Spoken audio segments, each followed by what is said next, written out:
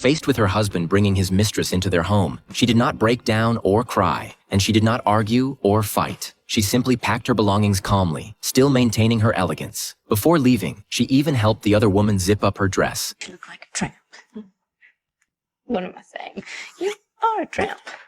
Her husband offered a casual apology, as he always did. As the only breadwinner in the family, he assumed his wife would never leave, but he underestimated her resolve. Anna not only intended to leave, she also planned to take her 2 sons with her. She had no intention of leaving the children with a man who cheated so casually. Anna did not bother arguing. When the elevator arrived, she walked away without hesitation. After picking up her son from school, she went to the bank, withdrew all her savings, and also took a handgun for self-defense. Finally, she took off her wedding ring, completely ending the marriage. She used half of her savings to buy a sports car, and set off with her 2 sons toward a new life. Her younger son made a bet that she would be back within a week. Anna adjusted the rearview mirror and told her children to look forward and never look back. When they arrived in Boston, Anna encountered an old suitor outside the hotel. He was a gentleman from high society. In those days, most women were confined to the home. At that moment, Anna's plan was to first find some support for herself and her children. Her younger son George once again expressed doubt, but she calmly fixed her appearance. She knew this man had once been so rejected by her that he nearly took his own life. At first, their dinner conversation was pleasant. After a few drinks, the man showed his true nature. He ignored the people around them and broke down publicly, complaining about his business collapse. Anna's rejection made his emotions spiral further out of control. Noticing the attention from others, she slipped into the restroom to fix her makeup. But when she returned, the man was gone, and he had stolen all her money without even paying the bill. The waiter came to demand payment. Anna was both embarrassed and furious. At that moment, an elegant military officer in uniform stepped in and covered the bill for her. The two quickly became involved, and even reached the stage of engagement. But she did not know that beneath the colonel's gentle appearance, there was another side. At dinner, the colonel often spoke loudly about politics. George quietly offered a rebuttal. That night, the colonel came to their home alone and asserted his dominance. He subjected George to a test of obedience. He compared the family to a pack of dogs, with himself as the leader. George was not afraid of the colonel, but he feared that his mother's fragile new hope would collapse because of him. On the eve of the wedding, Anna took her 2 sons to prepare items for the ceremony. In an elevator, they met a disabled child. Moved by sympathy, the mother and sons donated their last $500. When the colonel found out, he flew into a rage. He forced Anna to hand over the pearl necklace around her neck. Faced with his sudden outburst, Anna kept yielding. But when she saw George pushed to the ground while trying to protect her, her maternal instincts erupted into fury. Even after encountering so many bad people, Anna still refused to give up her search for stability and support. This was America in 1953. Women were largely confined to the home, with very few opportunities to work. In advertisements of that time, they were often portrayed as objects to be conquered. Their value was defined by marriage and family. Even proud Anna could not escape the limits of the era. With little money left, they ended up renting a cheap apartment in a new city. George wanted to go back and ask his father for help, but Anna told him that no matter how hard things became, they must hold on to their principles. In fact, her ex-husband had been sending money all along, but she had returned it every time. After settling in, Anna used her striking appearance to meet a new dating partner, but on their very first meeting, the man tried to take advantage of her.